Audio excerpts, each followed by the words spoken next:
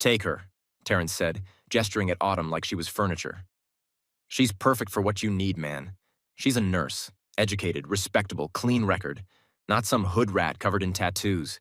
She's exactly the type of woman that'll make you look legitimate.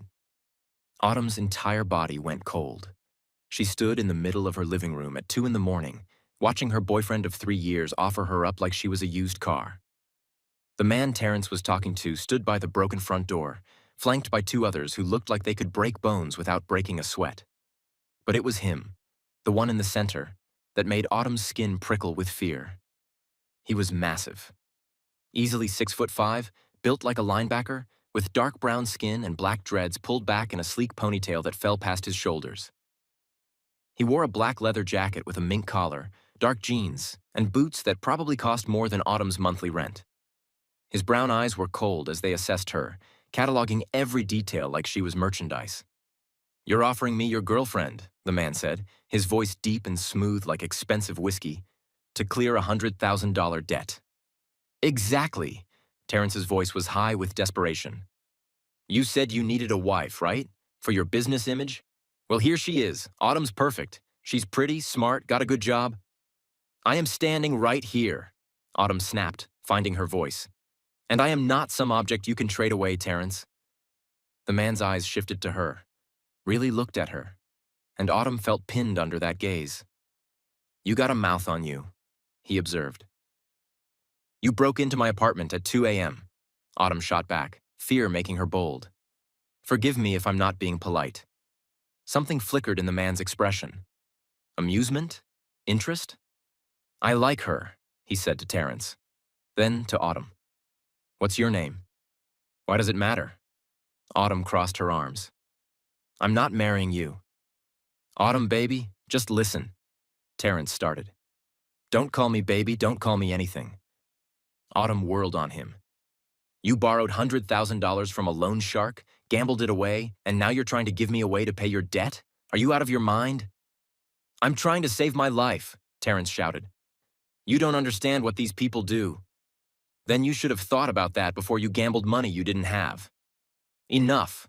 The one word from the massive man cut through the argument like a blade. He stepped forward, and Autumn instinctively backed up. "Let me make this simple. My name is Cassian Moreau.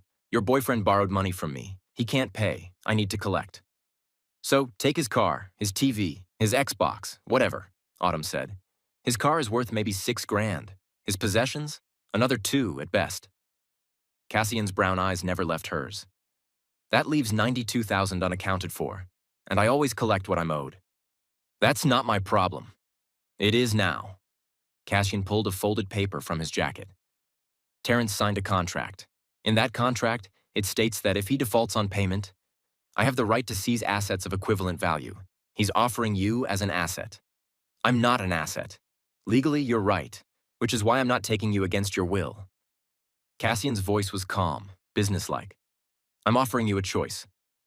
"A choice," Autumn repeated flatly. "I need a wife, not for love or romance, for business. I have legitimate operations trying to expand, but my reputation makes people nervous. A wife changes that.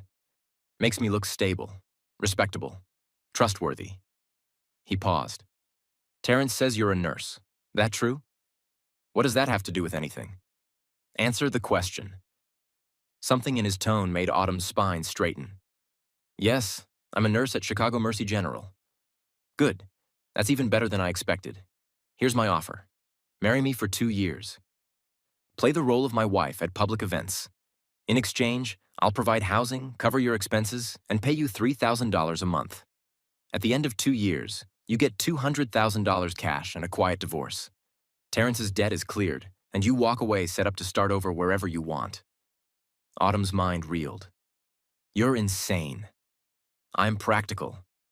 Cassian's gaze was steady.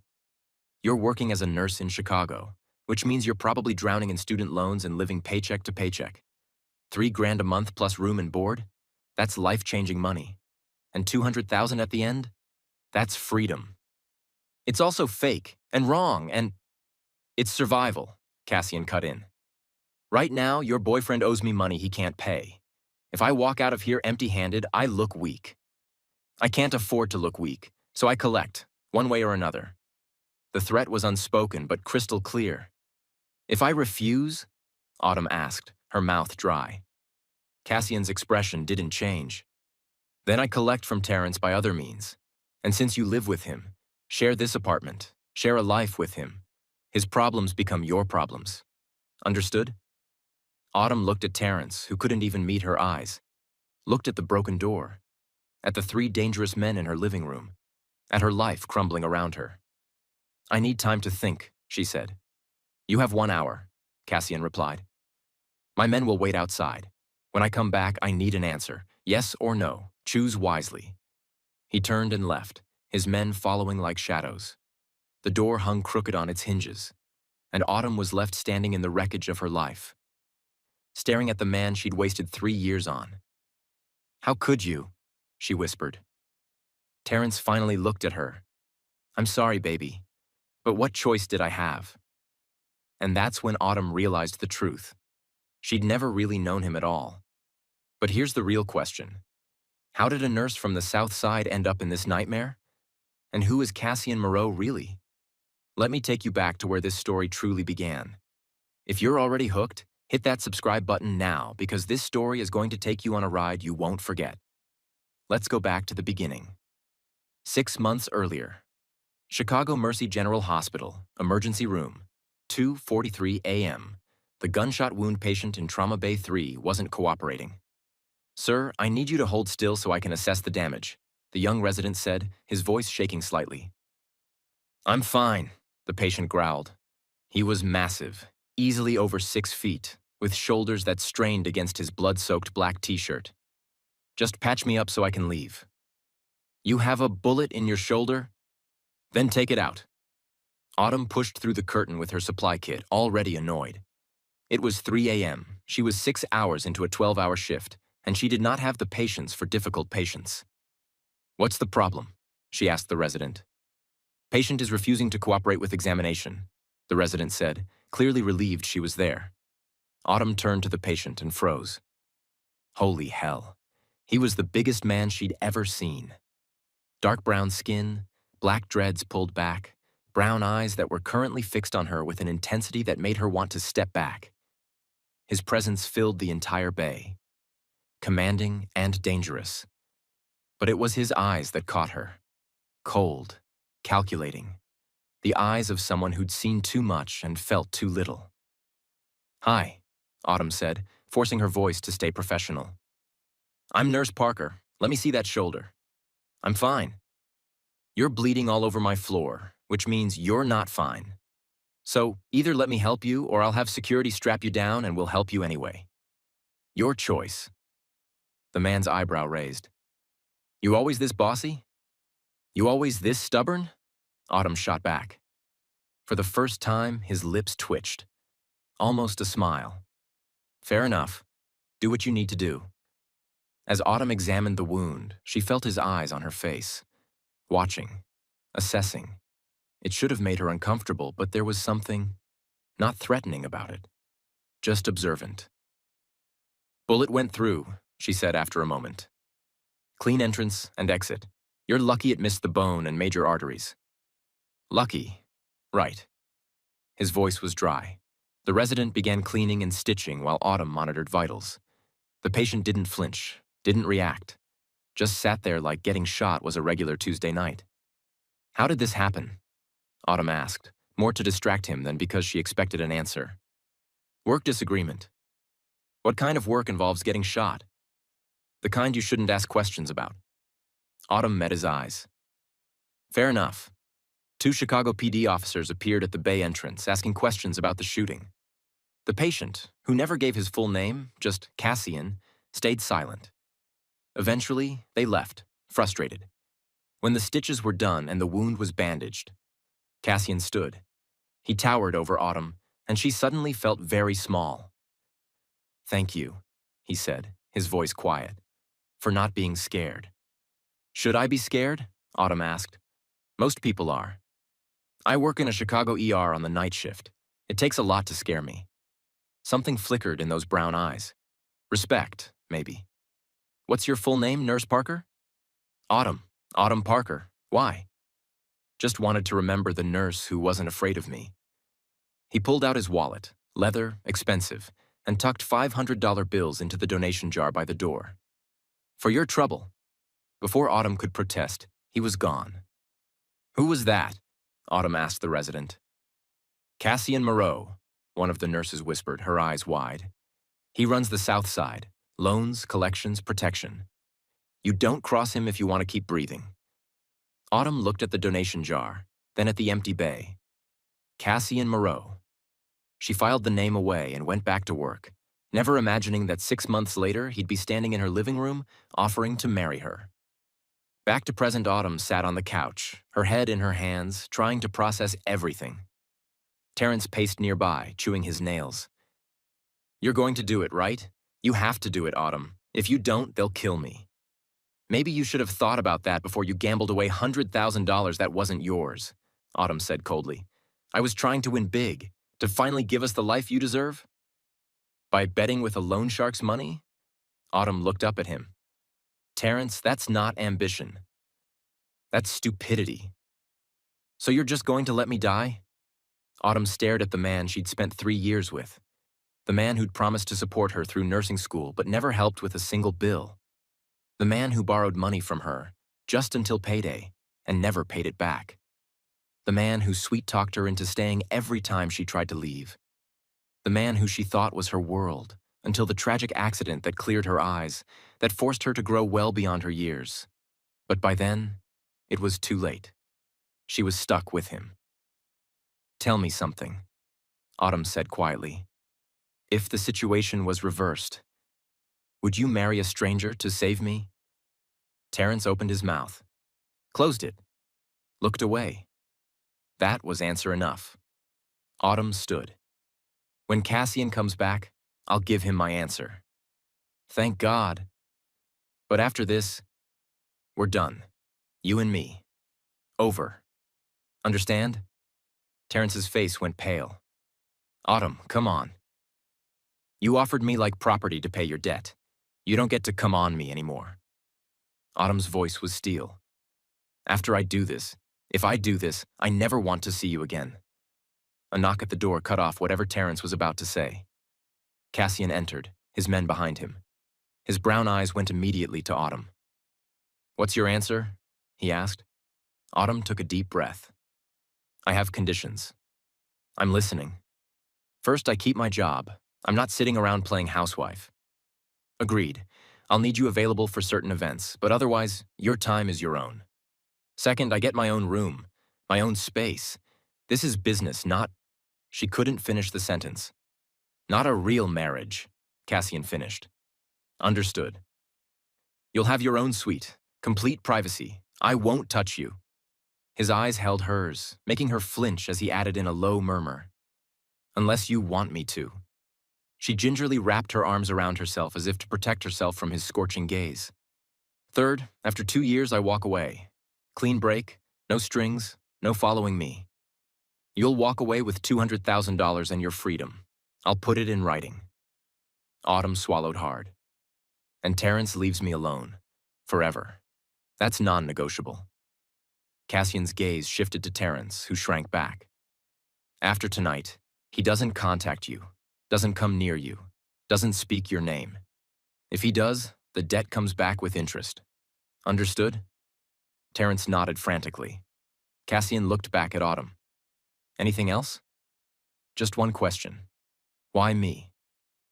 You could hire an actress, find someone who actually wants this. Why accept Terrence's ridiculous offer? Cassian was quiet for a moment. 6 months ago, a nurse treated my gunshot wound at 3 a.m. like I was a person, not a criminal. She had courage, backbone. She didn't flinch when I looked at her. That's rare. His brown eyes held hers. When Terrence said your name tonight, I remembered, and I thought, maybe this could work. Autumn's breath caught. He remembered her. So? Cassian pressed. Yes or no? This was insane. Marrying a stranger, a criminal, a man who probably had more blood on his hands than she wanted to know about, but it was also survival. Yes, Autumn heard herself say, I'll marry you. Something flickered in Cassian's expression. Satisfaction? Relief? Good. We'll sign the contracts tomorrow. Wedding is in 1 week. He turned to his men. Bishop, take Mr. Wright to collect his things. He's moving out tonight. What? Terence yelped. This is my apartment. Not anymore, Cassian said coldly. You traded your girlfriend for your debt. The least you can do is give her the apartment. But where am I supposed to go? Not my problem. You have 1 hour to pack. After that, Bishop will escort you out of the city. If you come back before the 2 years are up, our deal is void, and you owe me $50,000 plus interest. Clear? Terence looked at Autumn desperately. Baby. Don't, Autumn said quietly. Just go, Terence, please. Defeated, Terence followed Bishop out, and then it was just Autumn and Cassian. I'll have someone fix your door tonight, Cassian said, and install a better lock. You'll be safe here until the wedding. Thank you. Don't thank me yet. Cassian moved toward the door, then paused. For what it's worth, Autumn, I meant what I said. This is business. I won't touch you, won't force anything. You're safe with me. Am I? Autumn asked quietly. Safe with a man who breaks down doors and collects debts with violence? Cassian's jaw tightened. I'm a lot of things, but I don't hurt women. That's a line I don't cross. What about other lines? Those, Cassian said, his voice dropping to something cold. I cross all the time. Don't forget what I am, Autumn. Don't mistake this arrangement for something it's not. And what is it? Survival. For both of us. Cassian's brown eyes were hard. You need money and security. I need legitimacy and respectability. We use each other. That's all this is. He left before Autumn could respond. She sank back onto the couch, her hands shaking. What had she just agreed to? 1 week later, the wedding took place. The courthouse was cold and impersonal. Autumn stood in a simple white dress, nothing fancy, just something appropriate for a courthouse wedding, and watched Cassian sign the marriage license. He wore all black. Black suit, black shirt, black tie. He looked like he was attending a funeral, not a wedding. The dreads were pulled back in that same sleek ponytail. He was devastating and terrifying in equal measure. Sign here, the court clerk said, sliding the paper toward Autumn. This was it. Last chance to back out. Autumn picked up the pen. Her hand shook. Cassian's large hand covered hers, steadying it. You don't have to do this, he said quietly. I'll find another way to collect from Terence. You can walk away. Autumn looked up at him. Those brown eyes weren't cold now. They were concerned, like he actually cared if she was okay. I'm fine, she lied. You're shaking. I'm getting married to a stranger. I think shaking is appropriate. Cassian's lips twitched, almost a smile. Fair point. Autumn signed the license. 5 minutes later, they were married. You may kiss the bride, the clerk said in a bored voice. Cassian looked at Autumn, asking permission with his eyes. She nodded, not trusting her voice. The kiss was brief, barely a brush of lips, professional and distant. But Autumn felt it all the way to her toes. They left the courthouse as husband and wife. Cassian's car, a sleek black Mercedes, waited at the curb. This is yours? Autumn asked. One of them. I have simpler cars for when I don't want attention. But today felt like a day to acknowledge what this is. Cassian opened the passenger door. Get in. I'll take you to the house. The house was a mansion in Lincoln Park. Autumn stared up at the 3-story historic building with its elegant stonework and manicured grounds. You live here? We live here now, Cassian corrected. Come on, I'll show you your room. Inside was even more impressive. High ceilings, original hardwood, art that looked museum quality. Autumn felt completely out of place. A woman in her 60s appeared from a side room. Silver hair, kind eyes, warm smile. You must be Autumn, the woman said. I'm Odessa. I manage the household. Welcome, dear. Thank you, Autumn managed. I'll show you to the East Wing, Odessa said. Mr. Krakow, Moreau asked me to prepare the blue suite for you. Autumn followed Odessa upstairs, hyper-aware of Cassian walking behind them. The blue suite was bigger than Autumn's entire apartment. A massive four-poster bed. Sitting area. Walk-in closet already stocked with clothes in her size. A bathroom with a tub that could fit 3 people. "How did you know my size?" Autumn asked Cassian. "I pay attention," was all he said. "Your room is in the west wing," Odessa told Autumn. "Opposite side of the house. Complete privacy, just as Mr. Moreau specified." "Thank you, Odessa." The older woman smiled and left, closing the door behind her. Autumn and Cassian stood in the beautiful room, strangers bound by a legal document. "The contracts are on the desk," Cassian said, gesturing to a thick folder. "Everything we agreed to is in writing. 3,000 a month deposited on the first, 200,000 at the end of 2 years. Your own space, your own life. Very thorough. I don't leave things to chance." Cassian moved toward the door. "Dinner is at 7 if you want to join me. If not, Odessa will bring a tray to your room. Your choice." "Cassian." He paused, his hand on the doorknob. "What are the rules?" Autumn asked. "For this arrangement, what do you expect from me?" "Appear at events when I ask. Smile. Play the role of my wife in public. Be convincing." His brown eyes were unreadable. "In private, you do whatever you want. I won't bother you." "That's it?" "That's it." Cassian opened the door. "Oh, and one more thing." "What?" "Don't try to fix me." The words were sharp, a warning. "Excuse me? I've seen the way you look at me. Like you're analyzing, diagnosing, trying to figure out what makes me tick." Cassian's voice was cold. "Don't. I am what I am. I'm not some project for you to heal or save or change. Clear?" Autumn lifted her chin. "Crystal. Good?" He left, and Autumn was alone in her gilded cage. She moved to the window, looking out over the grounds, and wondered if $50,000 was really worth 2 years of this. They attended the first event 2 weeks later. "Smile." Autumn pasted on a smile as Cassian's hand settled on the small of her back, guiding her through the crowd at some charity gala. She wore a dress Cassian had selected. Elegant, expensive, perfectly appropriate. Her hair was styled, makeup done by a professional. She looked the part of a crime lord's wife. She felt like a fraud. "Mr. Moreau!" A man in an expensive suit approached, hand extended. "Wonderful to see you, and this must be your new wife." "Autumn, this is James Mitchell.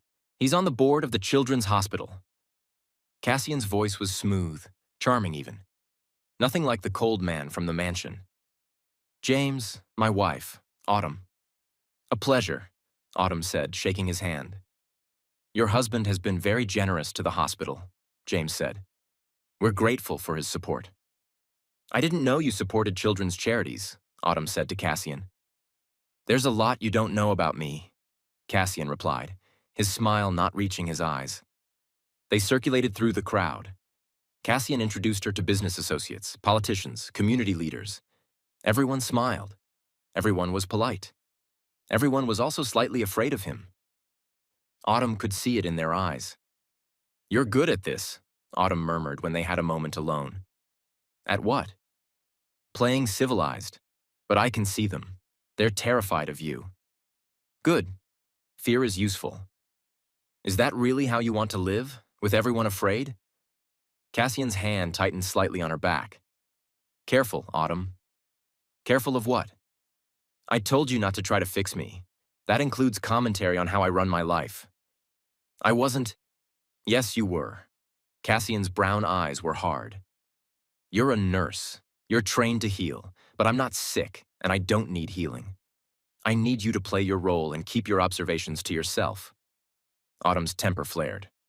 "Or what? Or we'll have a problem?" They stared at each other, tension crackling between them. "Excuse me," Autumn said coldly. "I need the restroom." She walked away before he could respond. In the bathroom, she gripped the sink and took deep breaths. 2 years. She just had to make it 2 years. When she returned to the ballroom, Cassian was talking to a woman. She was beautiful. Tall, elegant, draped in diamonds. And she had her hand on Cassian's arm, laughing at something he'd said. Jealousy flared hot and unexpected in Autumn's chest. "This is ridiculous," Autumn told herself. This is a business arrangement. He can talk to whoever he wants. But when the woman leaned in close, whispering something in his ear, logic flew out the window. Autumn found herself walking over before she could stop herself. There you are, honey, Autumn said sweetly, sliding her arm through Cassian's. I was looking for you. The woman's smile was sharp. And you are? His wife, Autumn said, letting steel enter her voice. Autumn Moreau. How nice, the woman purred.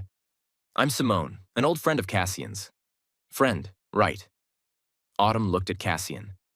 We should go. We have that early morning thing tomorrow. We don't, Cassian started. Autumn pinched his side. Hard.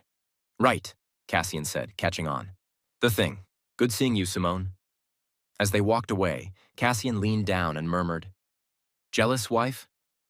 In your dreams, Autumn shot back. You pinched me. You deserved it. For talking to another woman? For encouraging her.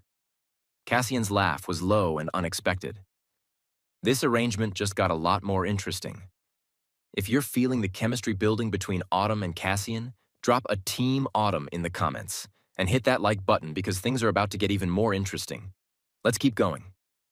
On the ride home, Autumn stared out the window, annoyed with herself. She had no right to be jealous. This wasn't real. She's not important, Cassian said suddenly. I don't care. Yes, you do. That's why you marched over like you were ready to start a confrontation. Cassian's voice was amused. For what it's worth, Simone is a business associate, nothing more. It's none of my business what she is. True. But you made it my business when you called yourself Mrs. Moreau with that much attitude. Autumn refused to look at him. I was playing the role. Isn't that what you wanted? Is that all it was? Autumn finally turned to face him. What do you want me to say, Cassian? That I was jealous? Fine, I was jealous. Happy? Why? I don't know. This whole situation is confusing and complicated, and I don't know what I'm supposed to feel. Cassian pulled the car over to the side of the road, turned to face her. Then let me make it simple, he said quietly. This is business, but while you're my wife, fake or not, there won't be anyone else. No Simone, no other women. I don't share Autumn, even in a business arrangement. I'm not asking you to be faithful. I know, I'm offering it anyway. His brown eyes were intense. 2 years. It's just us, agreed? Autumn's heart was pounding. Agreed. Good. Cassian pulled back onto the road, and they drove home in silence. But something had shifted between them, and Autumn wasn't sure if that was good or dangerous. 1 month after the wedding, Autumn woke to the sound of someone moving in her room. She shot up in bed, heart pounding, and saw a figure by her door. It's me. Cassian's voice came from the darkness.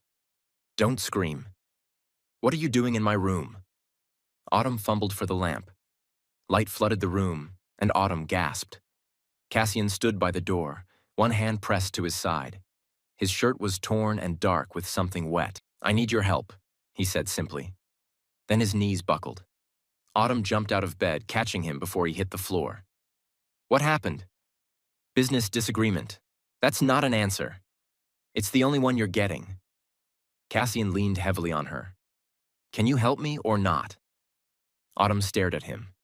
At this dangerous, infuriating man who'd stumbled into her room instead of calling for medical help. Bathroom, now, she ordered. She helped him to the bathroom, her nurse training kicking in. Once he was seated on the edge of the tub, she pulled his hand away from his side. A deep cut along his ribs.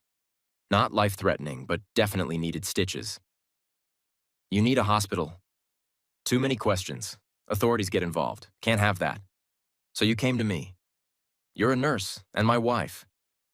Who else would I go to? Autumn wanted to scream. Instead, she grabbed her medical kit, because of course she kept one now, and got to work. She cleaned the wound, numbed the area as best she could, and started stitching. Cassian didn't make a sound, just watched her work with those intense brown eyes. You're good at this, he said after a while.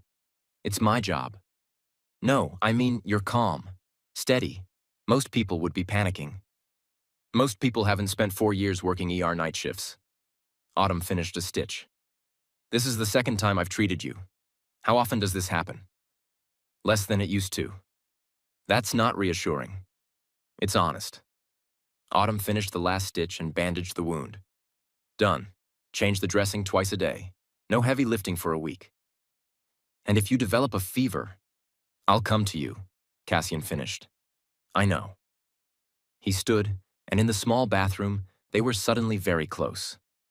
Autumn could see the scar on his collarbone, the tattoo of initials on his chest, probably his mother's, the way his pulse jumped in his throat.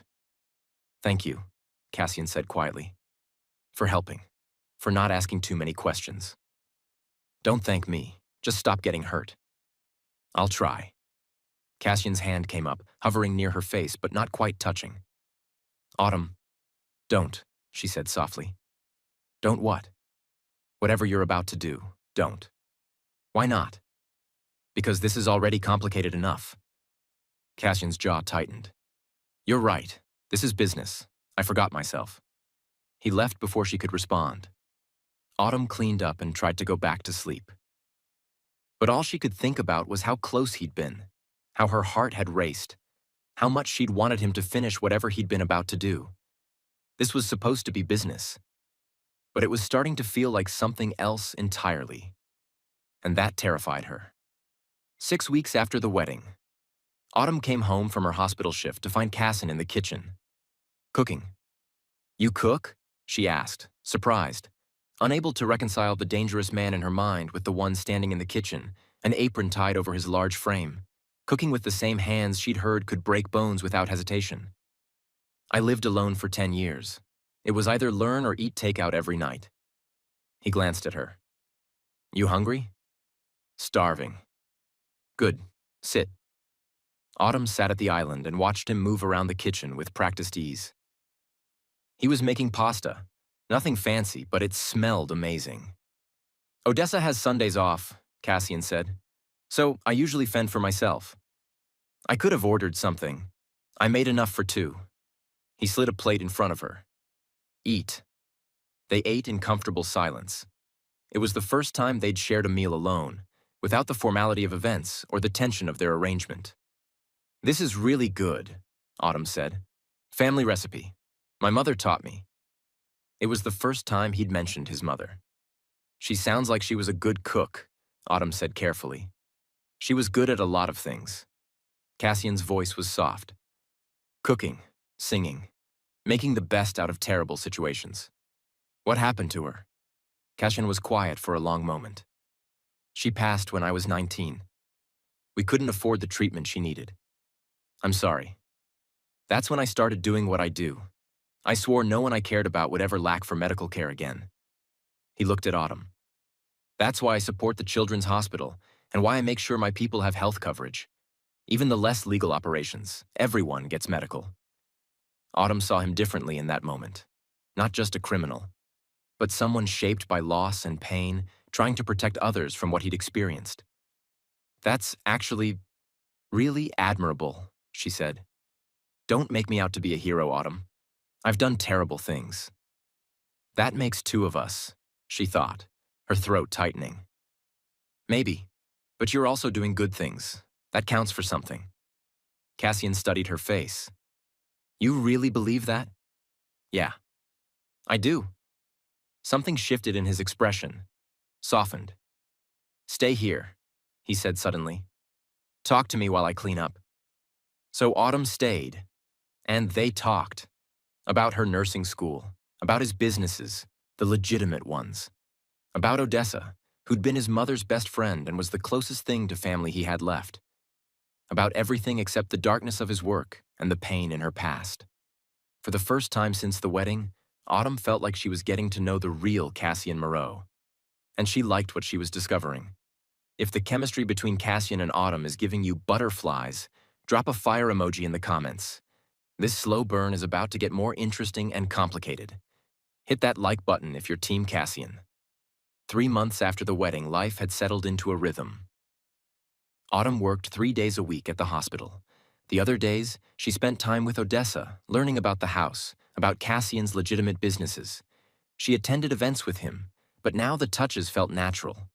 The smiles were genuine. They had dinner together most nights, talked about their days. Cassian asked about her patients, without names. She asked about his work, the legal parts. Things were looking good. But then, out of nowhere, the nightmares began. Autumn woke gasping, tears streaming down her face. The nightmare. Always the same. 17 years old, running away from home. Her parents' car in the rain. The officer at the door. The words that destroyed her. I'm sorry. They were looking for you when the accident happened. They didn't make it. They were looking for you. They were looking for you. You. She sat up in bed, trying to catch her breath. The memories clung to her like smoke, impossible to shake, impossible to breathe through. Sleep was gone now, chased away by guilt and anxiety. Restless, she slipped out of bed and wandered the quiet mansion. She found Cassian in his study, going over paperwork. He looked up when she entered. Can't sleep? He asked. Bad dreams. Cassian's expression softened. What did you dream about? Nothing I can't handle, she said quickly. I know you can, but you shouldn't have to do it alone. Cassian stood and moved to the liquor cabinet. Drink? It's 2 a.m. That wasn't a no. Autumn found herself smiling despite everything. Whiskey. Neat. Cassian poured 2 glasses and handed her one. They sat in the study, drinking in comfortable silence. Can I ask you something? Autumn finally said, desperate to escape the demons from her past. Depends on the question. Why do you do this? The loans, the collections? You clearly have money. You could go legitimate. So why don't you? Cassian's jaw tightened. I thought I told you not to try to fix me. I'm not trying to fix you. I'm trying to understand you. Why? Because we're married. Fake or not, we're living together. I'd like to know who I'm living with. Cassian took a long drink. You want the truth? Always. I do it because it's what I know. It's what I'm good at. I tried going straight once when my mother got sick. Got a regular job, played by the rules. And you know what happened? My mother passed because I couldn't afford the treatment she needed. The system failed us. So I stopped playing by the system's rules and made my own. His brown eyes were hard. I built an empire from nothing. People fear me, respect me. I'll never be powerless again. But at what cost? Autumn asked quietly. Don't. Don't what? Don't look at me like that, like I'm tragic, like I need saving. Cassian's voice was sharp. I told you what I am. I'm not ashamed of it. I didn't say you should be, but you're thinking it. You're thinking I should change, should be better, should walk away from the life that gave me everything. Cassian stood, towering over her. I'm not one of your patients, Autumn. You can't heal me. You can't fix me. This is who I am. Then who are you, Cassian? Autumn stood too, refusing to be intimidated. Because I've seen you be terrifying and I've seen you be gentle. I've seen you in dangerous situations and I've seen you donate to children's hospitals. Which one is real? All of it, Cassian said harshly. I'm all of it, the good and the bad and the dangerous and the generous. You want me to be one thing, but I'm not. I'm complicated and contradictory and I don't fit in your neat little boxes. I never said you did.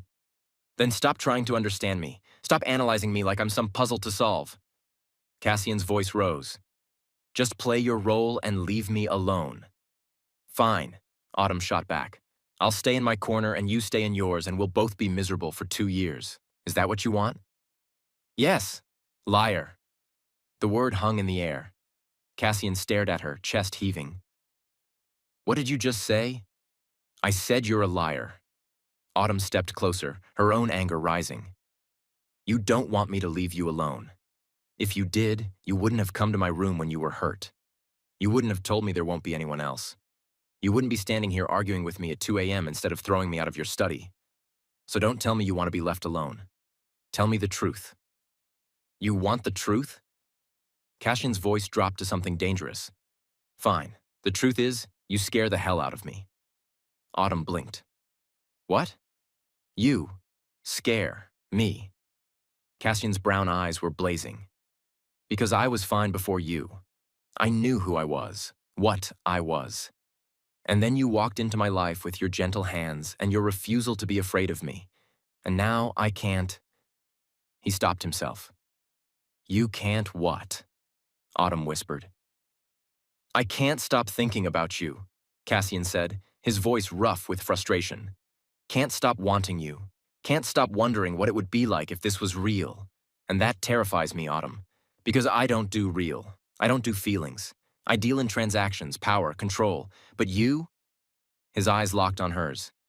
You make me feel completely out of control, and I hate it. Autumn's heart was pounding. Cassian, no, don't say anything. Forget I said that. Cassian moved toward the door. Go back to your room. This conversation is over. What if I don't want to forget it? Autumn asked. Cassian stopped, his back to her. Then you're more foolish than I thought. Maybe. Or maybe you're more scared than you want to admit. Cassian turned slowly. You think you know me? I think you want me to know you. You're just terrified of what happens if I do. They stared at each other across the study. The tension was thick enough to choke on. Cassian took a step toward her, then another, and another, until he was right in front of her, close enough that Autumn had to tilt her head back to look at him. You want to know me?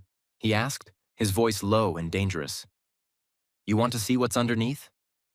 Yes, Autumn breathed. Then you better be ready for what you find. Because I'm not a good man, Autumn. I've done things that would make you run. I've hurt people. I'm exactly what everyone thinks I am. I don't believe that. Then you're a fool. Prove it, Autumn challenged. Prove you're the monster. Because all I've seen is a man who takes care of his people, who donates to charity, who asked permission before kissing me at our wedding, who came to my room hurt because he trusts me. That doesn't sound like a monster to me. You don't know what you're talking about. Then show me. Stop telling me who you are and show me. Cassian's control snapped. He grabbed her face and kissed her. Not gentle, not sweet, hard and possessive and desperate. Like he'd been holding back for weeks and couldn't anymore. Autumn kissed him back just as fiercely, her hands fisting in his shirt, pulling him closer. This was wrong. This was breaking all their rules. This was... She pulled back, panting, trying to catch her breath. We have a contract. Contracts can be amended. Cassian's hand moved to cup her face, all rage gone. Tell me you don't feel this. Tell me I'm imagining it because I can't deny it anymore. I love you. Autumn couldn't lie, because she did feel it, had been feeling it for weeks. This is complicated, she said. Everything worth having is complicated. I have things in my past, Cassian, things I'm not proud of. We all have pasts, Autumn. Whatever yours holds, it doesn't change who you are now. You don't know that. Then tell me. Autumn wanted to, but the words stuck in her throat. I can't, not yet. That's okay, I can wait. Cassian's thumb brushed her cheek. But I need you to know, this has stopped being fake for me. And if you want it to stay just business, I need to know now, before I fall any further. Autumn looked into his eyes and saw vulnerability there. Real, genuine feeling. It's not just business for me either, she whispered. I'm scared, but it's not just business. Cassian smiled, a real smile that transformed his entire face. Okay, then we figure this out, together. Together, Autumn agreed. But even as she said the word, fear coiled tight in her chest. What am I doing? This wasn't supposed to happen. She couldn't afford feelings for a man like Cassian, a man whose world was built on danger and darkness. Days passed in careful avoidance, not because nothing was happening, but because Autumn was running from what had. They hadn't kissed again, hadn't crossed that line. But the tension was building, the awareness, the wanting. Autumn knew it was only a matter of time. She was falling for Cassian Moreau, really truly falling, and that terrified her. Everything she'd vowed on her parents' grave, to be good, to help people, to live respectably. Being with Cassian felt like betraying all of it. With Terrence, she'd had no choice. But now, with Cassian, she did. Besides, Cassian seemed to like her because she had the good girl image. After all, bad is always drawn to good. If only he knew her past, she had a feeling he wouldn't like her as much. She was going to keep her secret buried where it belonged. It was her burden to bear. The only person aside from her who knew her ugly history was... Her phone rang. One glance at the screen had her choking on air. Terrence. Speak of the devil. She didn't pick up. She has nothing to say to him and wasn't interested in anything he had to say to her. Her phone rang again while she was getting ready for work. Unknown number. She almost didn't answer. Then something made her pick up. Hello? Well, Mrs. Warren? Moreau now, huh? Moving up in the world. Her blood went cold. Terrence. You're not supposed to contact me, Autumn said, her voice shaking. That was part of the agreement. Yeah, about that. I've been thinking. You're living in a mansion now, right? Married to one of the richest men in Chicago. Must be nice. What do you want, Terrence? Just calling to say hi. See how you're doing. You look happy in those photos from the charity gala last week. You should be thanking me, don't you think? I set you up for luxury. He'd been watching her, following her on social media, stalking her. Don't call me again. Or what? You'll tell Cassian? Go ahead. I presented you as the kind of saintly woman he likes. I wonder what he'd say if he knew the truth about you. About what really happened. About whose fault it really was that your parents... Autumn hung up, her hands shaking so badly she dropped the phone. No. This couldn't be happening. The phone rang again.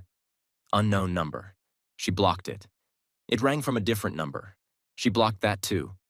Then a text came through. Playing the saint now, huh? Living in your mansion, playing happy wife?